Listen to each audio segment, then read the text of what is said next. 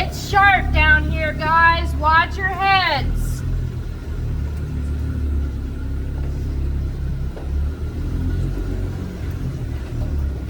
And then driver's side. It's going to pop down low and stay low for a bit. Watch your heads. Driver's side. This barely passes my head.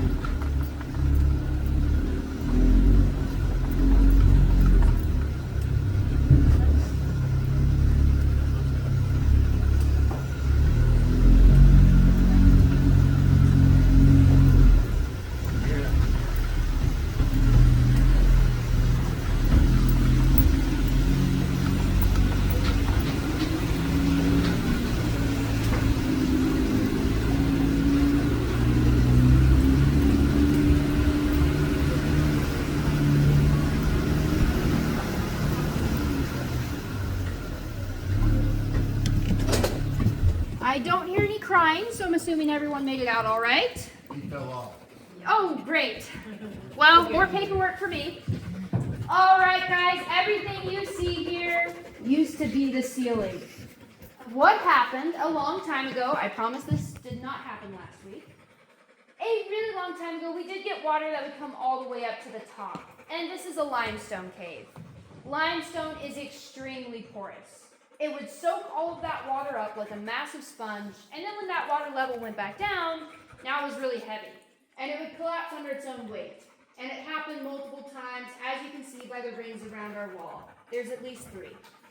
It's thanks to it happening so many times that we don't have to worry about it happening again, because that final ceiling now is well supported. This is a dome structure, and we also don't get water that comes up nearly that high anymore. And by looking at all of the formations growing on the rubble, you can tell it has been like this for a very long time. Remember that 1 cubic inch for 100 years. Especially when looking at this stalagmite that we have lit up, or the ones above it. They only started growing once the rubble was here anyway. So it's been like this for a hot minute.